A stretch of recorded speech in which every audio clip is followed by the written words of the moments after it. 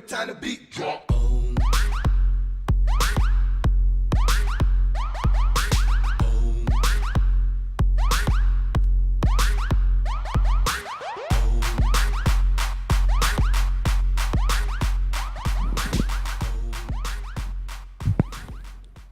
Hey, hello everyone. We are live. It is 7 p.m. Eastern Standard Time. We're talking about video games, tech, the internet. It's Save and Continue. My name's Kyle. That's Frankie. We're back again. I know you've been waiting so long for this. No, nobody does. No.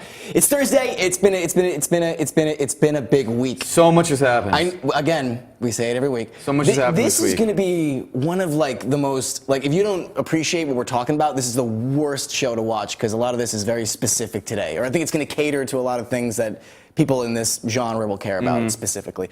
But we'll start it like we normally do. I got some new stuff I've been playing, so I'm pumped to get into it. But have you been playing anything new? Have you been following anything new, absorbing anything new, digesting anything new? I've been watching a lot of Dark Souls 3 gameplay. Been enjoying the hell out of that. I watched Super Best Friends Zaibatu watch. I play Dark Souls 2, I think, the entire playthrough. Yeah. So I wanted to view them for the new game in the series, and it's not letting me down. It looks so cool.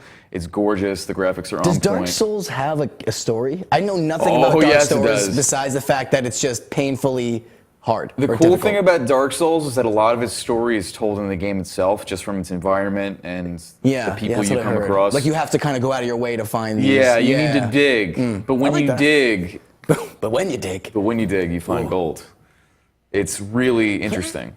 But it's just something. Are you going to pick it up, or do you feel as though you've watched so much? I still don't have any service of my any God, sort. that's terrible. Right. Dude. I know. So we're probably going to ditch Verizon. Well, I love Verizon. I don't know. Well, what are you going to do? We can't. We can't. I don't know. I don't know. It's not really many good options, but they're not giving us the best we got. Until we get Google Fiber. They're not giving us any choice.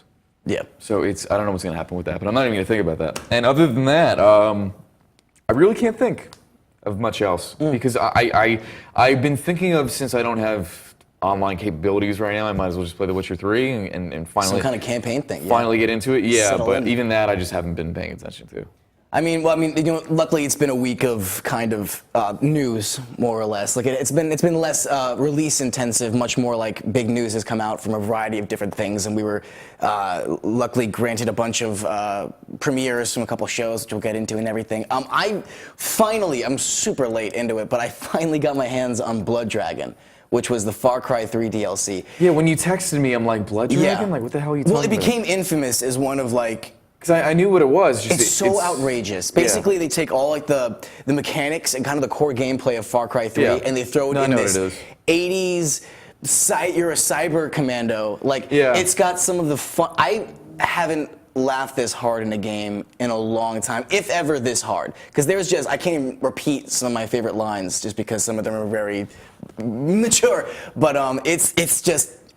The gameplay is fun. It looks gorgeous. I got it for a ridiculously low price, and it's just it's a standalone game. It doesn't require Far Cry 3 or anything. You can pick this up totally independent, and it is unbelievable. It's like $4 right now. So if you've never played it, this is seriously was such a bang for its buck kind of deal. One of the most interesting campaigns, short, but one of the most interesting campaigns I played in a while. It obviously was not too concerned with taking itself too seriously, which I really appreciated with it. It really was just like you're watching an 80s cartoon, the cutscenes and everything were, stylistic with that cartoon graphics. Animated, where they weren't really they weren't animated, but the bodies just kind of moved and flowed. It was so well done. The dialogue is great. The story was predictable, but at the same time, it did everything in a really unique fashion, totally tongue-in-cheek. What 80s cartoon wasn't predictable? That's what I mean, but it did it so well, and it kind of just brought up the question when I finished it of just first of all, I could not finish the game without a smile on my face. I was watching the last scene, just the cutscenes, just like this, looking around, oh God, no one's watching this with me, right? It was just so cheesy in the best way possible. I was sitting there oh my God, this is cringing. so cringing in the absolute best way, and it's just I could not stop stop smiling throughout the whole game. And this is probably, I mean, I never played the Mass Effect DLC, but this is by far my favorite piece of DLC that I've ever played. Just from the fact that it's one of the few cases, in my opinion, where DLC was more than justified. Like, this just went above and beyond. Like, they could have stopped like halfway through what they did with this DLC, and it still would have been totally satisfying. And this was just a whole nother level of. And I beat the campaign, and they still let you go around because it's Far Cry 3 mechanics, so you can go and kind of like take over these big outposts and stuff. And it's so unique. I've beat the campaign, but I will still continue to play this till like absolute achievement completion. And I don't do that with a lot of games. I really don't care about achievements. It's only when the game is so good that I need an excuse to play, I guess. And it's like, well, I haven't gotten every achievement, like, so I guess I'll go back and play that. So it's just, to get a game with that kind of, I haven't beaten a game to its completion since the original Portal. I chose probably two of the most annoying games you could possibly play for achievements. And God. But it was fun because I was doing it. Which were they? Condemned's Criminal Origins. Okay. Because it just had a lot of monotonous ones. Like, Sure. it wasn't that it was that hard, just, you know. Sure.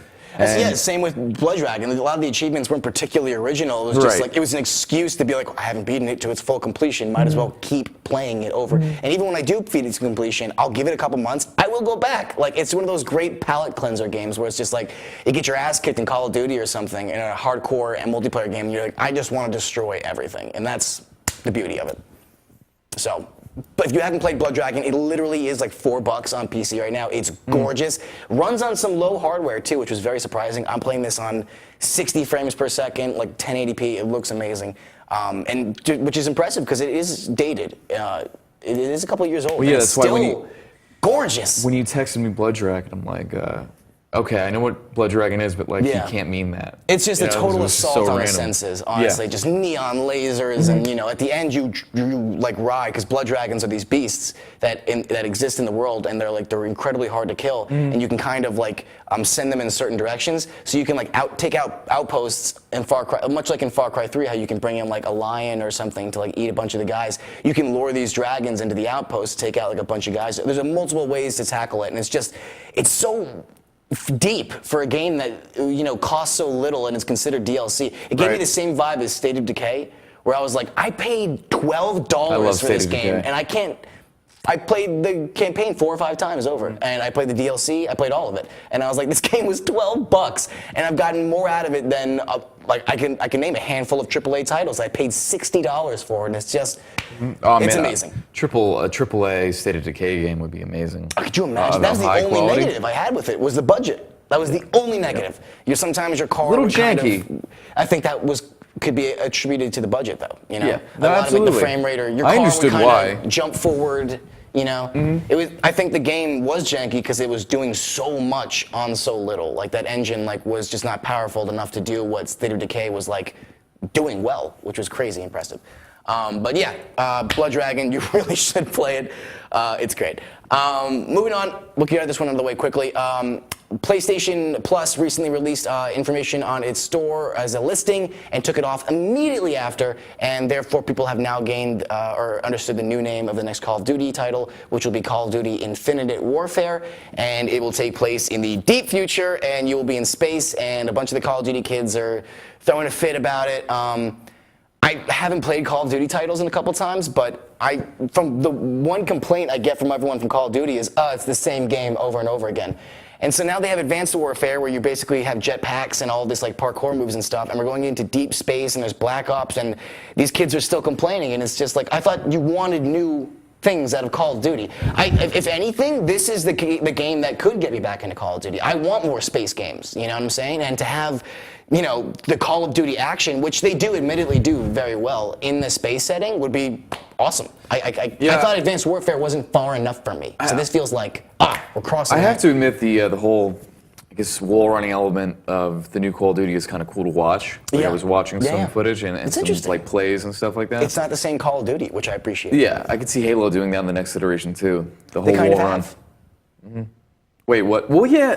They're kind of. They're going in. They're more. Yeah, but I'm talking about like warning and all against. Sure, they're definitely. They're not afraid to change. So say what you want about it. I'm actually surprised it doesn't have it, which is interesting. I feel like it would have it. That's what I felt about Advanced Warfare. I'm like, this is cool, but I feel like you guys like dipped your toes into it, and you're like, to have a full-fledged game. Like, I loved Titanfall. And it felt like the brief time I did have with Advanced Warfare beta, it felt like they were kind of very carefully borrowing things from Titanfall. And I was like, Titanfall's great. Just take everything. Like, just take the whole dynamic. Like, they didn't invent that kind of gameplay with the whole Titans and everything, but, I could absolutely see that existing in Call of Duty and being amazing. So, let's see what happens. I think Call of Duty in space is excellent. The last Call of Duty I enjoyed, I think, was Black Ops, the first one. Yeah. That's only because they had the Vietnam setting in it, and like I need more Vietnam games in my life. Let's talk about Nintendo NX. So they won't be at E3 this year, which is not surprising, but at the same time kind of weird because they are, they announced a March 2017 release, apparently. Just in time for my birthday. I'm still so confused. I'm so confused. Like, they're like, don't call it a console. And I'm like, okay, then what do I call it? And they're like, it's a bridge. And that's vague. It's too vague. Too vague. It's that, they're getting into like No Man's Sky realm with me, where they're kind of like, we're going to let the mystery drive the allure. I am so curious to what the hell this thing finally is. It better not suck. That's what I mean. Like, imagine all this, and it's just like, because Nintendo is just so bizarre with their 3DS and the new 3DS and 3DS XL, Nintendo SP. Like, they love making these bizarre reiterations and people love buying them. Kind of. I mean, sometimes, like the Nintendo, what was it, the 2D? Like, that didn't sell well. They're bizarre. They're very interesting, to say the least. But we got some information on it. Nintendo President Tatsumi Kimishima, I'm so sorry that I butchered that,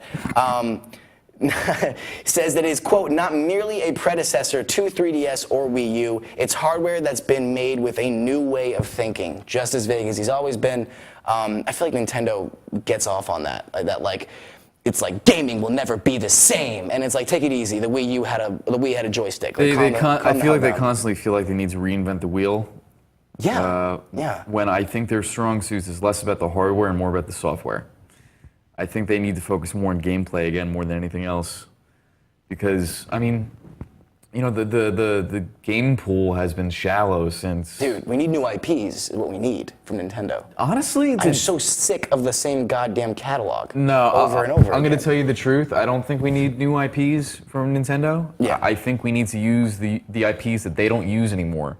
Okay, give me. That's a good example. Give me an example of. They got to bring Metroid back. Yeah. They got to bring Zelda back, which they're doing. F-Zero. So let me restate what I said. I'm sick of the current. I don't want schedule the same Mario game. Yeah, the same Mario. No game. Mario. I love it. A good Sonic game. That'd be kind of cool. Like a good one. I just threw up. A good one. Imagine a good Sonic game. No. Bring it back to 2D. You can't. I can't believe a Wii U didn't have a good Sonic game with that controller pad. I can't believe that. I believe it. I can't. Why can't you believe that? We got through Wii U without a Pokemon Snap too.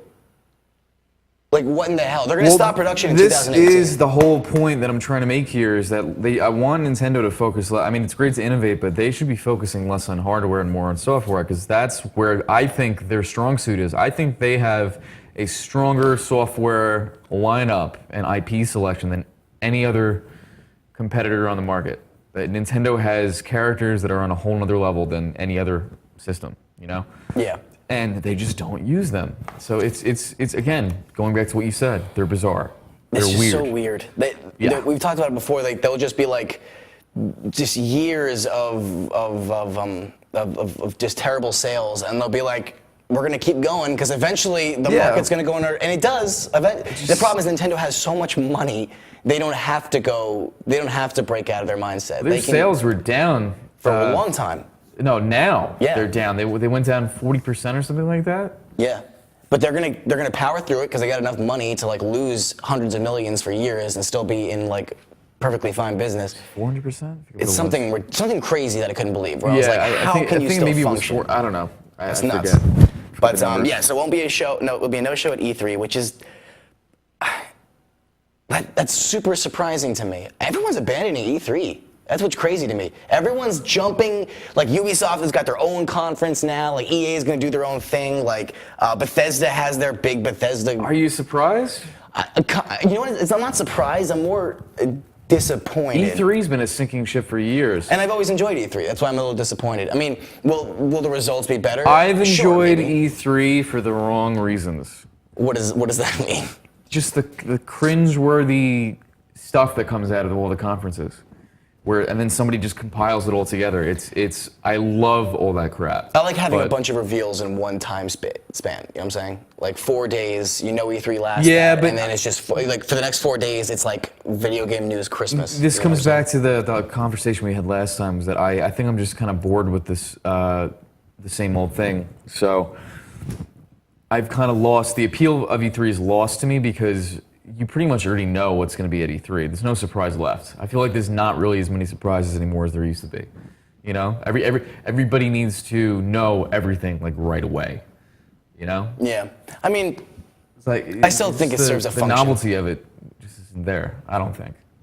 It's interesting. I think it's an excitement. I guess just years ago, like being like, oh, it's June. Like we're gonna sit down. G4 is broadcasting the whole thing. Yeah. Like you got your schedule of like release things, and Joe McHale comes out and he just starts talking smack about everyone. Oh, it's great. I really enjoyed. It was like a festival experience, I guess.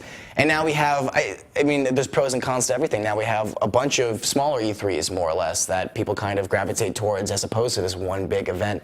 But it's still, I guess, that Christmas vibe of like, oh, it's the eve of E3, like we're gonna get a bunch of info. And I mean, we may get less reveals as we used to, but I mean, we'll still get tons of information. Like I don't care anymore, but I'm imagining No Man's Sky is gonna be there in a big way, showing a lot more of the game, which is exactly what they need to do. So I think it still serves a purpose in that. Maybe not for the people who are less in tune to this universe, where they're like looking for that big Call of Duty announcement or the next Halo game, but more so the people like us who are like interested on, you know, what kind of DLC is this going to be coming with. Like I want to see some of the gameplay. I want to like see what the developers are talking about. So I think E3, because it is more or less like for the developers and for publishers, it's kind of heading in that direction. Like that's why I like GDC so much, because you get a lot more of the technical information because everybody there is a developer. Like you're not pandering to this uninformed audience. PAX is going on right now, right? PAX East just wrapped up in Boston, which was cool. But again, they're kind of more of the Comic-Con route, where they're much more fan-driven and much less,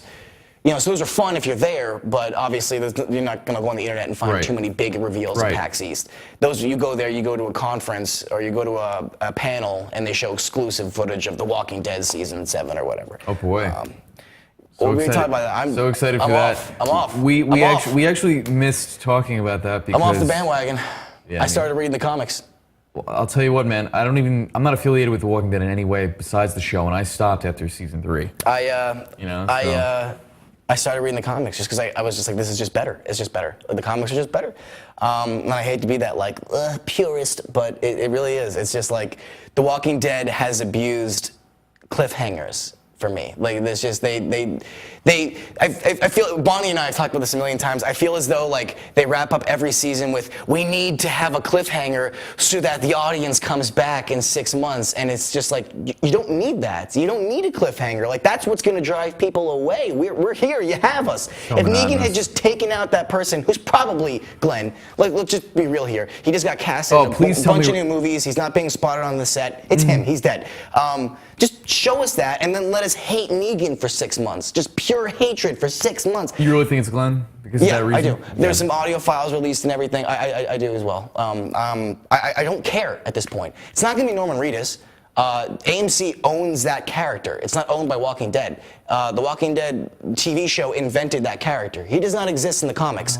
So they own that character. Who is the most popular character in the show. So I highly doubt AMC is going to kill off their bread and butter. Because every Walking Dead thing... So it's a problem, because if Marvel ever wanted to use him, they would have to go on some kind of, you know, like, agreement.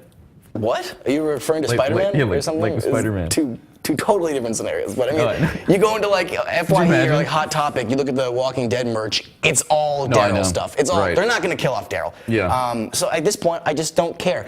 If they killed off Rick, would have been like, all right, there we go. He got me back on there. You just killed off the main character. I'm back on board. He just Can you Game of Thrones imagine? me. I love it. I thought they were going to do that seasons ago. There was a moment where they kind of alluded to it, and I was imagine they killed off Rick. Like, just a big middle finger at everybody, just like, or Carl or something. They're afraid to kill off characters because they're afraid people are going to stop watching the show. show. Maggie, people would be so disgusted. That's what I thought. Come on, Game of Thrones, Red Wedding, that stuff. Just, and please tell me we're talking about Game of Thrones today. We are. Please, oh, yeah, we're gonna talk about it. Yeah, we have to discuss that. It's so frustrating. It's just like, again, like, I don't want to be an advocate for like child death, but come on, it's fiction. That moment, like, that's why Red Wedding hit me so hard. I was just like, they did it to a pregnant woman, like. And Walking Dead has treaded that territory before. You got off the bandwagon, but one of the best episodes was like season 4, I think. And basically, spoilers, one of the little girls kills her sister because she basically goes nuts and thinks that zombies are friends. And then Carol has to ice this girl too, and ice this girl. I don't know why I said it like that. It's funny. Yeah, that was funny. I just deep six this chick. So they have hit that tone before. They're not afraid to go there. Right. So I'm just like, go there. Like, they're just getting a little after all the hype, the cast, for like the whole thing. They're like, I felt sick after filming this episode. Like, I felt angry. And I was like, it's probably because they ended on a cliffhanger and they were just as pissed as we were. Like, don't give me that. And then Chris Hardwick goes on a show and gives off a million reasons why they did it, and I'm just like, get out of their pocket, seriously. I don't know what time of Walking Dead. I don't know why we're talking about it. Fear the Walking Dead. Before we go to break, let's talk about Batman the Killing Joke. The trailer just dropped for the animated feature. And I was talking to Frankie before we aired today, and I can't, again, use the same words I just did, but I'm going to drop a steaming load on this because it's just... Here, to counteract it, have a lollipop. Oh, thank you. Is this really... Oh, yes. It's organic. Yes. From a yummy earth. Yes. This is the worst, loudest thing to eat on the... Here's one for your shirt. Oh my God, this is great! So, here's one for your sister. why do you have so... I'm just gonna stop talking until you run out of lollipops. Here's one for your mom. Oh, thank you. We're still going. Here's one for Kevin. We should go to commercial break while you do this, and when we come back, you'll still be handing me a lollipop. Let's do that! We're gonna take a quick break because we're halfway through the show. When we come back, we're gonna talk about Batman the Killing... Are we out? We got more? Oh, no, stop! I actually gave you one too many. We're gonna talk about Batman the Killing Joke, an esports channel, PlayStation Neo, Nathan Fillion, and some Game of Thrones and Silicon Valley stuff when we come back. So stay with us. Cherry one? Wait, what? Cherry.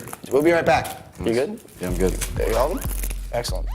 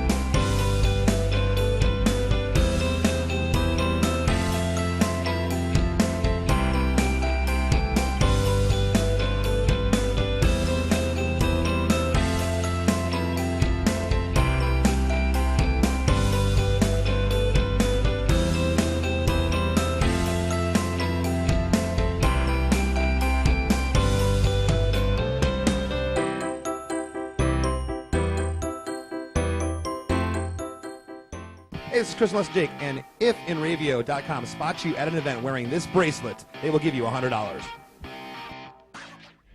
This is Joe Larson. You should check out the 505 on Racing Show live every Monday at 7 p.m. Eastern Standard Time, or catch us on video on demand anytime, 24/7, only on the Inravio TV network.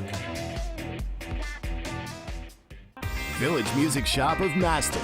1-800-HEY-DUDE, your full-service store with personalized attention, school band instrument rentals and sales, music instruction on all instruments for all styles and age groups, for guitars, drums, amplifiers, PA systems, and accessories. It's Village Music Shop, 1495 Montauk Highway in Mastic. Call 1-800-HEY-DUDE or go to villagemusicshop.com. For over 60 years, Hanson Carpet has put the customer first, providing only the finest quality products and service. And Hanson Carpet is so much more than just carpet. We also carry a wide selection of window blinds and shades, and our licensed and insured technicians can service any of your flooring or window covering needs. Browse our huge selection of laminate, carpet, linoleum, vinyl, and tile. Stop by our showroom today or visit HansonCarpet.com. No matter what your project, Hanson Carpet has got you covered.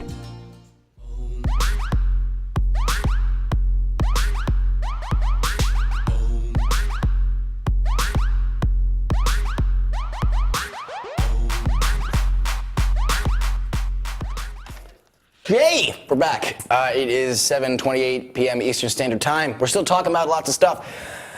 Batman the Killing Joke was a very great comic that came out years ago. One of the darkest, most controversial, not only Batman comics, but comics of its time. Mainly due to its very graphic nature and some sexual scenes that were not even confirmed, just alluded to in the comics, which makes it even a little more scary. Suggested, yeah. Like, was there sexual assault? You don't know, but it certainly looked like it. Which is very unique for a Batman franchise. So The Killing Joke has an animated film coming out. We have some pictures right here. It just looks so bad. Why did they do the eyebrows on Batman? It just looks awful. Okay, Bonnie, we can just go on a continuous cycle through all three whenever you feel like it. It just... All right, so that looks all right. From what it appears so far, the voice acting seems to be okay. Obviously, it's Mark Hamill as the Joker. Kevin Conroy's back. Mm-hmm. It seems to be back where he is. Yeah, like it looks all right there. No, you see, if you saw the comic rendition, because the best shots of this movie are taken directly from the comic book panels. Right. And some of the shots that you think look good are ones that are taken directly from the comic. Yes. Okay. And if you saw the comic, you would understand how just...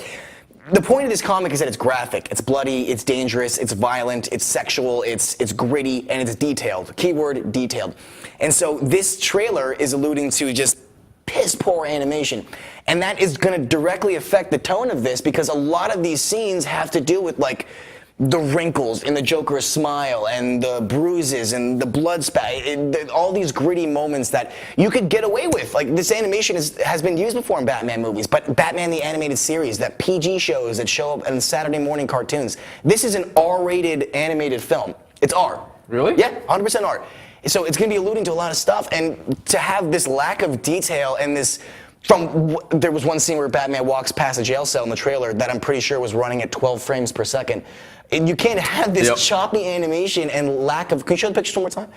Lack of detail. It's just... This is one of the most gritty, like, detailed Batman movies. And how can you possibly not only get a sense of fear, but a sense of disgust from an animation this clean and this choppy? Mm-hmm. It looks like they animated it in 3 months, and honestly, again, there's not a whole lot of dialogue, but the dialogue that I did hear, it sounds like it was written by a 6-year-old. Like the last line is Batman basically going to Joker, you know what's going to happen, right? I'm going to kill you, or you're going to kill me. Someone's going to die. That's like literally verbatim what he says in it, and it's just like... Oh, no, I get that that's the theme. That's the point of The Killing Joke. It's basically like this relationship between Joker and Batman basically going like, how much should you let the Joker get away with before you should just kill this guy like he's caused so much? But to just literally hold up a spoon and just shove it in the audience's mouth is just so... I'm still going to see it, obviously, before I judge, because I love the comic. It's one of the few comics when I was a child that I actually like read cover to cover. And I'm not allowed to read it for a while because it was so graphic. It's really disappointing to see this because I was really excited for an animated film, and I mean I see people online going like, well, this is just the animation style, and it's absolutely not the animation style. I mean, the last Justice League movie I saw was like Justice League Reverse or something, but basically the Justice League was evil, and that was PG-13, and it already took it in darker terms. I don't know why they went with Batman the Brave and the Bold or whatever it was called, the look with the eyebrows. Yeah. Why do they do that in this? I mean, it's not... It's so strange for them to go with that. It's so odd. Because that alone makes it more lighthearted. It does. It just looks like it's going to be a cheeseball fest. And, I mean, maybe it'll be different, but, I mean, there's no changes they can make to the animation at this point. There's no changes to the dialogue. There's no changes to nothing. Like, this is what you're going to get. And it's hard to base it just off a trailer, but everything I saw from the dialogue to the animation just looks like crap. It almost seems like a cash grab. It absolutely is.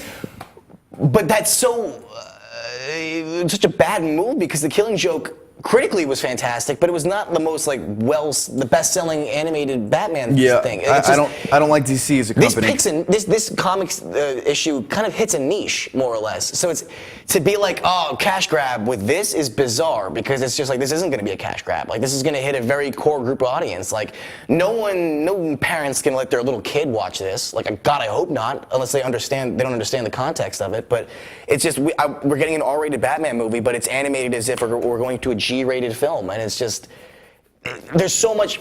Again, I wish I could show the side-by-sides. I couldn't find any photos of those panels that they animated in the trailer to their exact replicas in the comic. It's just two different worlds. No, yeah. And I guess that it's animated, it's more difficult, but there was just no effort put into like these facial expressions. Like that shot you said you just liked, Bonnie, I think it's of the Joker, his eyes are covered in black or something. That is the most iconic shot in the comic. Really? By far. It's not the one. It's not the one holding his face like that. No, it's probably the most terrifying one too. There's two really scary ones. It's one where him, and that's basically before he. Do you know the story behind the Killing Joke? Do you care? Kinda. I know it's about Robin stuff, right? No, that was Under the Red Hood. Killing Joke basically. Barbara Gordon is Batwoman, and the Joker shoots her and paralyzes her. Right. And then that's her whole story. That's how she becomes the Oracle, which is basically which they Batman's show in the trailer too. Info guy, and even that part, like in the comics, like she kind of showed a look of like, that sucks. And in the comic, she's like crying, and it's that detail that's missing. It's that really important detail, and it's just this is a series, or this is an issue that really revolves around like human beings and their nature and relationships and reactions. And there's just we're seeing your humdrum, like, here comes the Joker trying to mess stuff up again, and Batman's gonna stop him, and Barbara Gordon gets shot, and she looks kind of bummed out about it, but that's about it. Like. So, I mean, anything you want to talk about more? I've crapped on it enough. There's nothing else, because you pretty much summed up all my feelings. I'm glad you agree. It was super disappointing. I have never read The Killing Joke, but I was aware of what it was on at least a superficial level. Sure. And I know what I saw, and what I saw I didn't like. If you want a really good, it's not even R-rated, but just based off the trailer, it already seems like it's more gritty. Watch the animated film Batman Under the Red Hood. I have. That is the one where Joker basically beats the living hell out of Robin. Yeah, it's pretty messed up. And leaves him for dead. And it's that one is, that's PG-13, and it already, like, just from the trailer alone from this one. And the animation was way better. The animation was fantastic. Way better. And it was an incredibly dark and gritty movie, and the animation reflected that perfectly. If this was the animation of a TV show they were going to show at Saturday mornings at 11 a.m. on WPIX, go for it. But this is not an R-rated animated film for adults. Like, what adult is going to appreciate this? Like, we'll see. We'll see. I mean, I agree. Anyway, PlayStation Neo, we have some updated information on that. So basically, PlayStation Neo is coming out. It's supporting 4K, and it's... PlayStation is really taking it upon themselves to put developers to a certain standard, because there's basic mode and then there's Neo mode. So basically, starting in October, all games need to come with a Neo mode and a basic mode. Your basic mode will run on your standard PS4. Your Neo mode will run on the PlayStation Neo. Now, this gives you opportunities for slightly enhanced graphics, maybe a higher frame rate, 40K, some 4K. compatibility. Not every game will be required to have this. So this is where the PlayStation Neo gets interesting, is that PlayStation has set a lot of ground rules for developers so that they can't sheep out people, because a lot of the times you can understand, like, oh, there's a Neo version, we'll just put all of our eggs in that basket and just screw over the basic people. Can I ask you this? Sure. As somebody who just got a PS4, like you know, yes, do you feel that these features are something that I would enjoy enough to add work? I find myself finding it hard to justify this. Okay, that's really my biggest thing about that. I mean, if you really love games and you really love PlayStation, or you really have the money to have the dream, you have the money and you want that dream set up, this is for you. But I have a feeling people who are going to be purchasing this already have a PS4, or maybe even two. These are people that like really care about games, or people who have not gotten a PS4 yet. But it's just, I mean, we're 4 or 5 years from the next PlayStation, realistically. If that's a lot, even in my head. It just sounds like there's so many limitations on the PlayStation Neo set in stone to not screw over pre-existing PlayStation owners that it makes it hard to justify.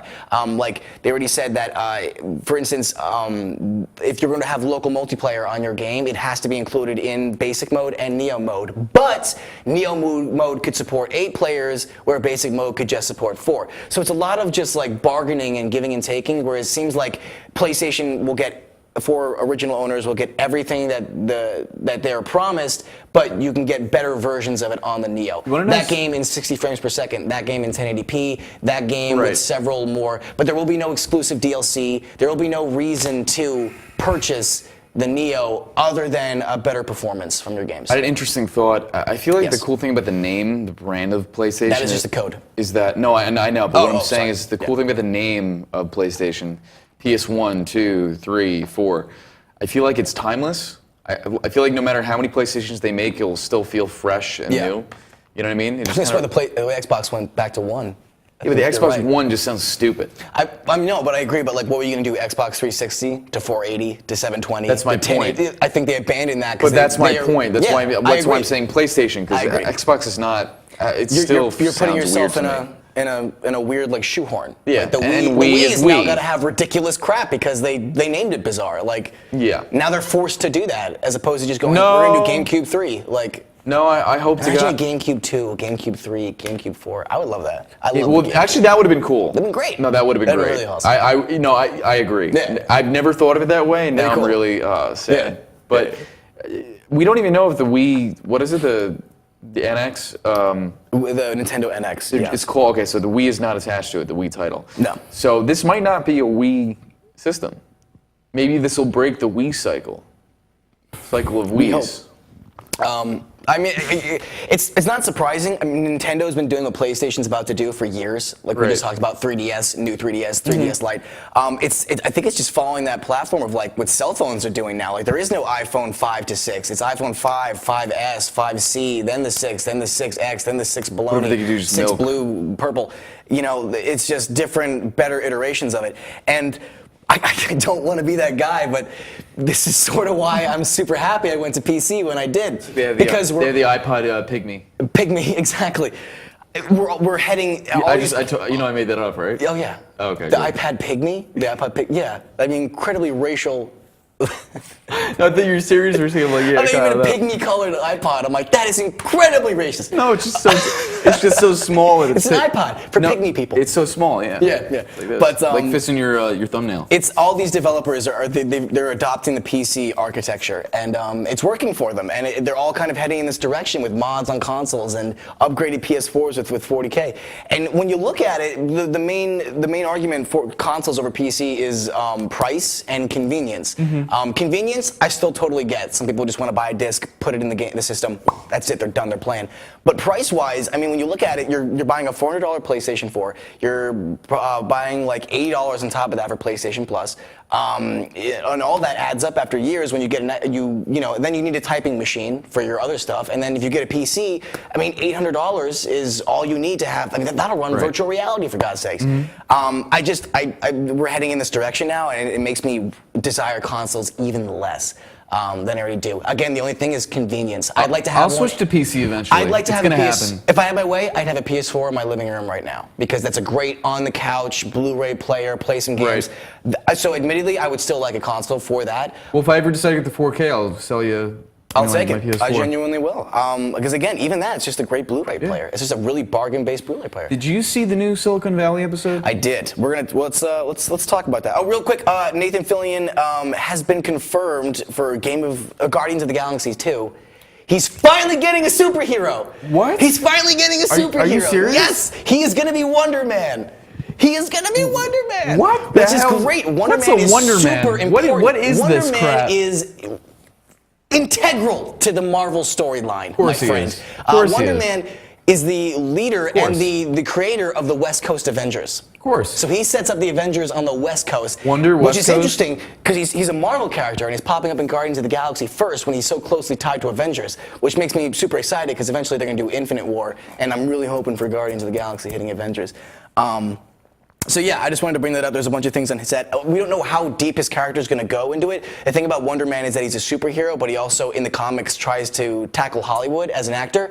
And there's a bunch of shots of Nathan Fillion's face as that character's name that appeared on set from the game of Guardians of the Galaxy. Now, I know, right? I wanted to ask you, Wonder Man. I know we're trying I love Nathan Fillion. We're going to try to see Civil War next week. Yes. I'm so excited. I need to see Ant-Man. Yeah, you do. You really do. Ant-Man is, I really like Ant-Man. Would you want to watch it again? I could watch Ant-Man again. Okay. What I like about Ant-Man is that I was so tired of superhero movies when I saw Ant-Man. It was a I'm heist like, movie. Oh, it's a heist movie that happens to have a superhero in it. And it was just so refreshing. I love it. I will absolutely watch that again. Did you want to talk about the Civil War trailer? I mean, they haven't released too much more stuff. I loved the new Spider-Man footage. Spider-Man footage is great. I love Spider-Man from the get-go. Hey, everyone. We talked about it. Yeah, but it wasn't enough to... that delivery, though, dude. Like how excited he's getting over a little boy. Dude, that delivery was Spider-Man's my superhero. That little boy's delivery was great, Kyle. Spider-Man is my superhero. Yeah. Okay? I grew up with that comic. I have I have the card collection. It's okay. He's awesome. Yeah. And they butchered the last one for me, so I was really upset about it. And I wasn't thought he was going to get into Avengers, and he's great in Avengers. I'm not judging you. No, it's awesome. I'm not judging you. You don't... Like, Spider-Man is huge. He's going to be huge in this movie. Like, he's integral. I can't wait. But yeah. I think they portrayed him really well. They do, yes. yes. In this new little 30-second TV spot. It's really interesting because in the comics, the Avengers comics, he does directly during that fight scene battle Captain America like one-on-one, and it's awesome. And he like holds his own, and it's just like wow, like holy crap, like God, it's so good. But I just love Robert Downey Jr. like Underoos, and he comes in, and it's so great. Yeah, what the hell's Underoos? Oh, in the comics. Tony Stark. I mean, in the comics, Tony Stark gives Spider-Man the Iron the Spider actual suit. No, he gives him the Iron Spider suit. This will not be. Suit? This is like again. This movie is kind of introducing Spider-Man again for the first time, so they're obviously going to do a throwback to his original costume. In the comics, he had existed for a while, and he meets up with Tony Stark. Tony's like, "Damn, you're a genius," because in the comics, Peter Parker is portrayed as much, much more intelligent than in the movies. He's still a photographer, but like a scientist. Tony Stark admits in the comics, with the right resources, he could arguably have been more impactful than Tony Stark. So Tony's like already impressed at how he built this web-splinging suit that shoots it, because this is going back to Spider-Man having the mechanical web suit. Right. This isn't biological Spider-Man. I think he still has superpowers like strength and agility. So hold on, this current Spider-Man has the web cartridges. Cartridges, yeah. You can see his utility belt in the trailer. trailer. I don't like that. You don't? I think it's much. I like it much more. I like the biological. I could actually shoot webs out of my wrists, Spider-Man. I think that makes more sense. You see, I think it's just two different ways to absorb Spider-Man, I guess. Like I watched the comics, the cartoons when I was younger, like the Amazing Spider-Man cartoon, and in that he has the canisters because it's much less the movie Tobey Maguire where he happens to get bit by a radioactive spider and it's like I got superpowers. This is a guy he's very Tony Stark-esque, where he's like I am a superhero because I made myself a superhero. I wasn't given anything. Like I developed this technology. No, he develops the spider powers. No, but how did he? Oh, in the original in the movie, Tobey Maguire gets bit by a spider. No, I know that. I'm saying, what other versions was he not bit by a spider? And like in the cartoons and stuff, I thought he was. Spider-Man. There's like different renditions. There's some where he gets bit and he has spider senses and he still has agility in fighting, but he can't actually shoot out physical webs. I realize that. Yeah, there's different renditions. The cartoon I watched, he had been bitten. He had spidey senses, agility, some strength, but that web came out of cartridges. I think that it was a great combination of both because he's got superpowers, but he's a genius and he built it. I appreciate that. I admire that, like the point you're trying to make, but I think it would have just made a hell of a lot more sense if he actually just produced them. I don't know. I think it's going to fit in very well because Tony Stark is impressed with the spider suit that he built, but he's like, you know what, with the right money and my help, and he builds him an even better suit, which is the Iron Suit in the comics, which won't be in this movie, but he builds him this new costume in the comics. It just makes me want to know the science behind It's interesting. The comic is great. It's a total throwback. It's bright colored, but it's got optical focusing lens, which should be great. So it's got technology built into it, a utility belt. I'm really excited. I think Spider-Man's going to be the surprise. That and Black Panther.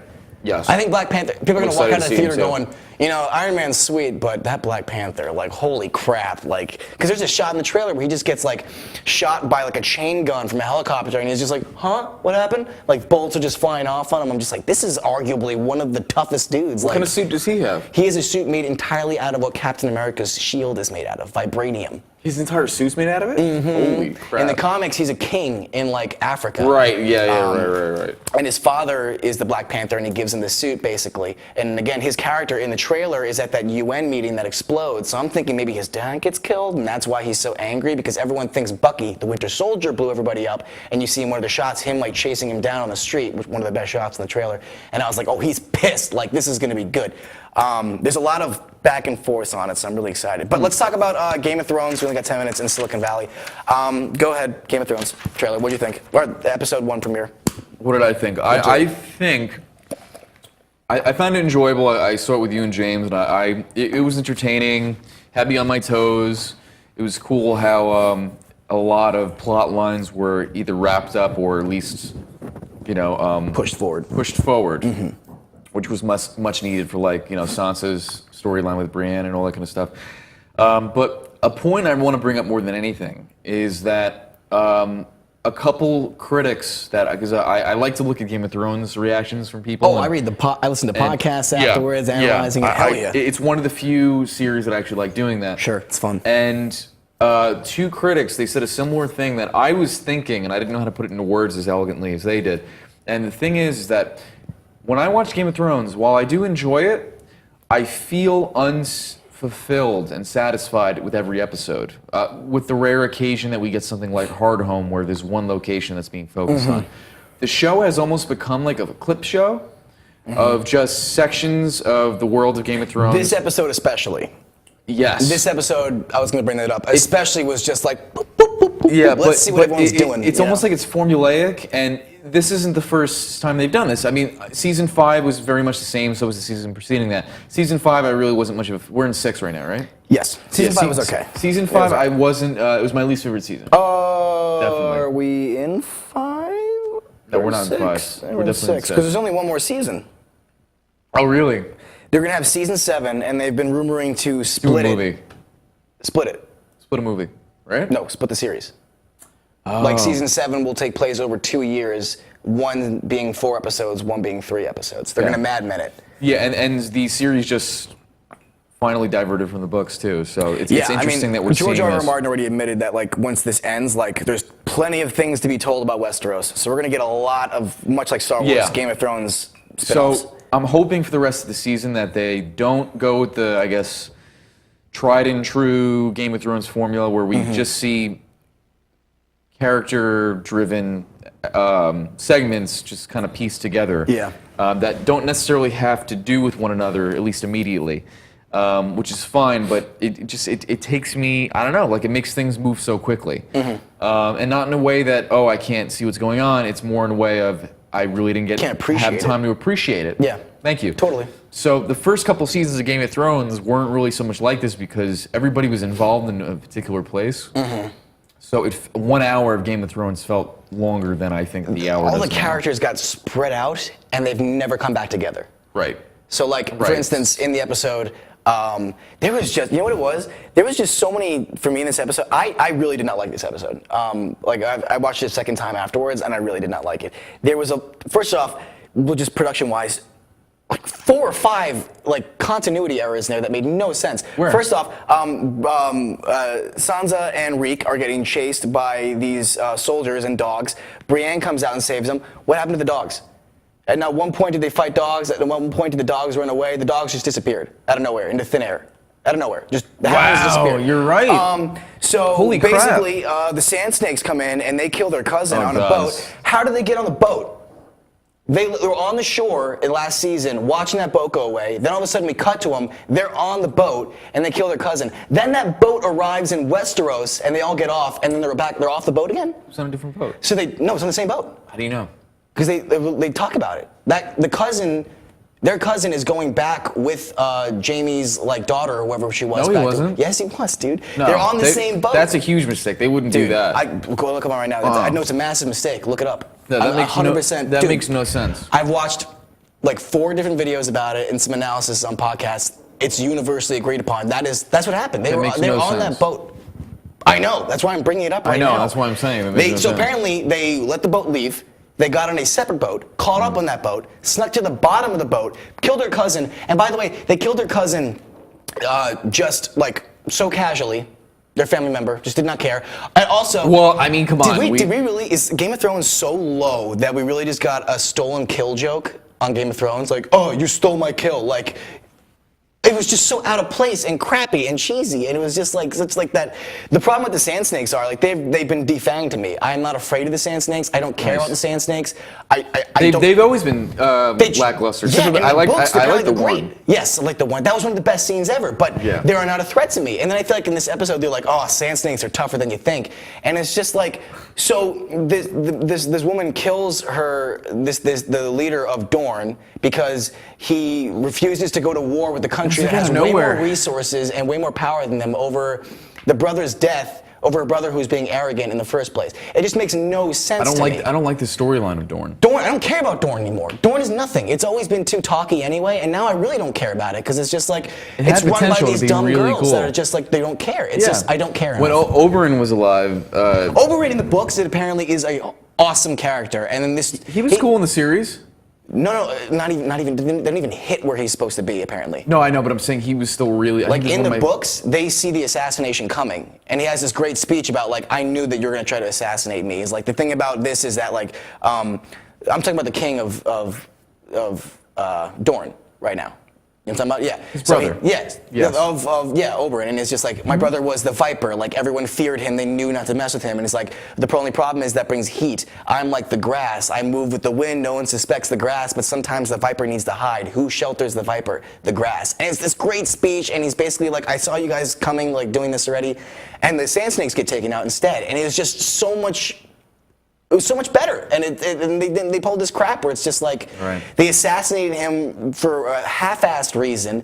The big tall dude that's the king's guard, he's apparently like super big in the book as well. They take him out with a tiny knife this big. It makes no sense to me. And now they're in Daenerys' location. She's gone with some other dudes. That was a great scene, but what is it? God, Peter Dinklage's character. What's his name again? Varys.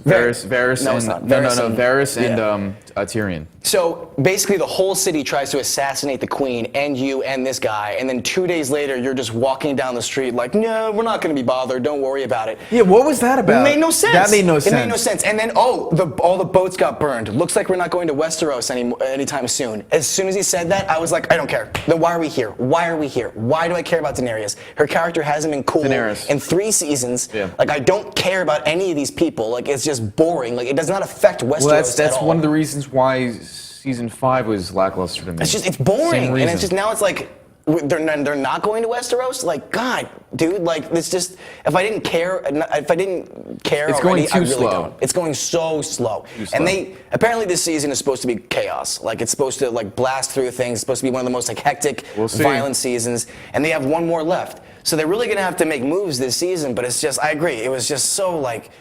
Oh, looks like we're not going to Westeros anytime soon. I'm like, well, I officially lost all interest in this side of the world. I could forgive Dorne and all the stuff that this episode presented if things just get more exciting. I mean, the ending was interesting. Yes. No, the ending, because no one brought this up, so I feel like maybe I'm just wrong, but I took that as her killing herself.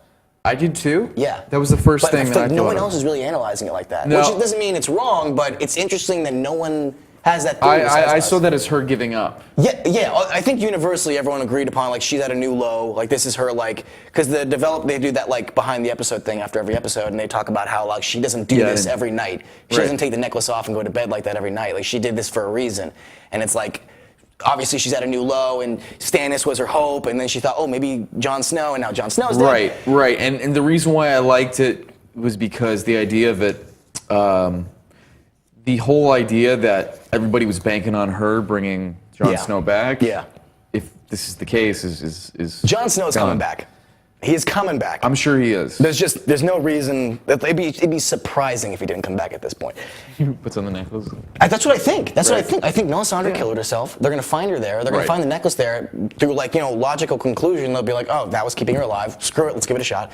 I don't want to say it because the rule of thumb with the show is to never develop a favorite character. But Sir Davos, man, like he's just so awesome. The Onion Knight. I need some mutton.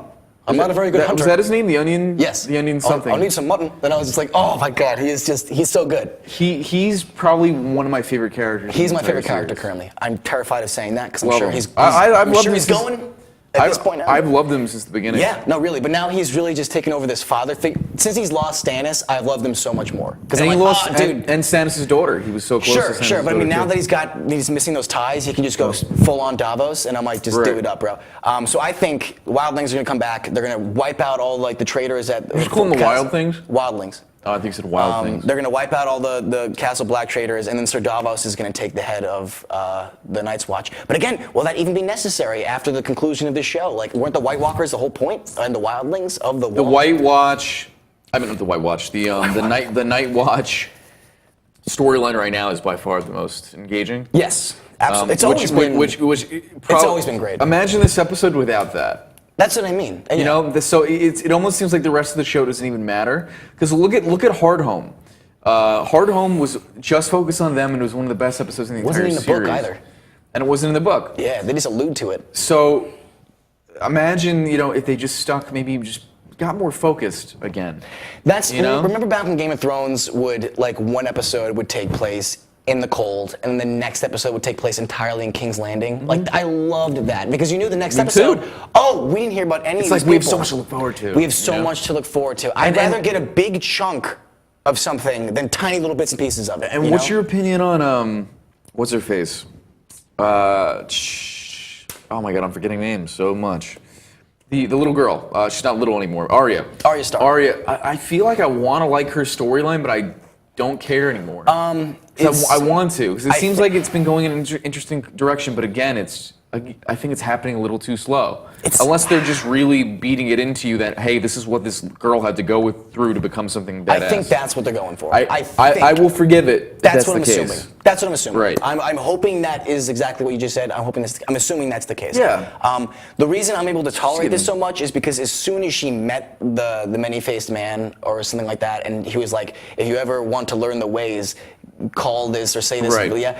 Ever since he did that, I've been waiting for Arya to go do that, because I'm like, oh, she's gonna come back and be an assassin. So it's like, if she comes out of this like a badass assassin, like you just said, it was totally worth it in my eyes. Yep. I think it's slow, but despite it being slow, I think it's still interesting. And it's interesting to see the Stark boys become like these superheroes. It's interesting, right? Yeah, and girl. Yeah.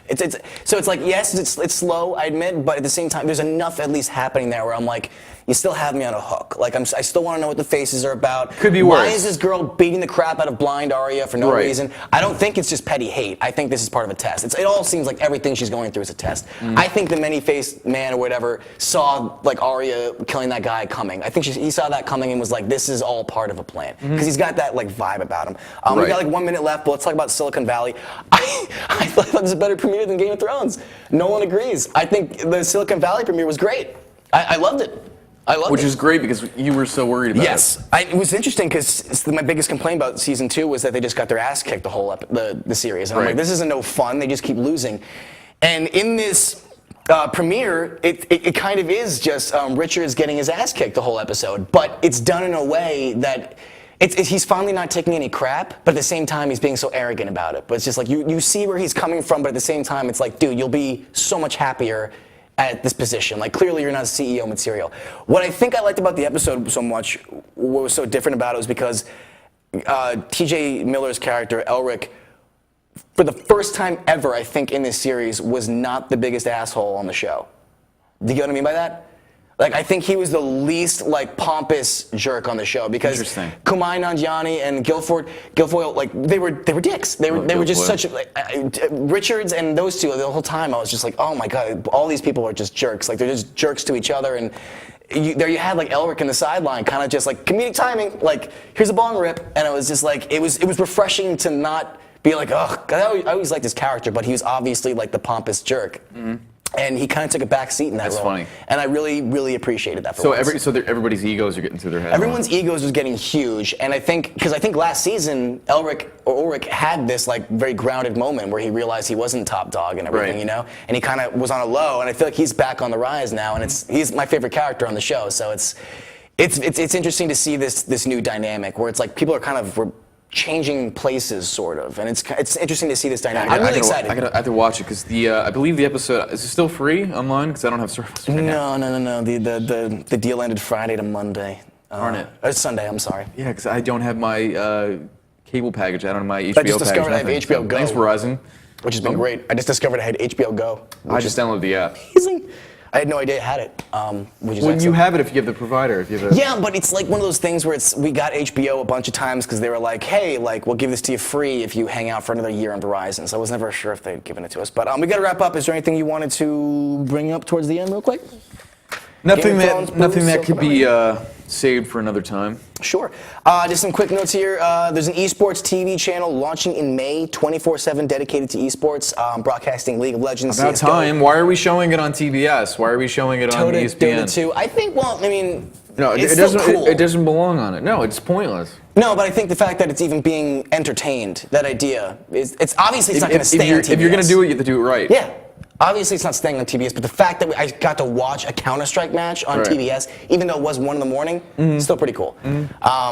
But yeah, we'll be back next week, Thursday, 7 p.m. Eastern Standard Time, talking about all this stuff. Be sure you're following at Inravio on Twitter, Facebook.com/Inravio.com, Save and Continue Show on Facebook, at Chainsaw Academy on Twitter, and follow us on Twitch at twitch.tv/Chainsaw Academy, and catch up on all this stuff. We're streaming throughout the week. We're here every week as well on Thursday. Thank you so much for joining us. We'll be here next week. Have a great weekend, everyone. Bye-bye.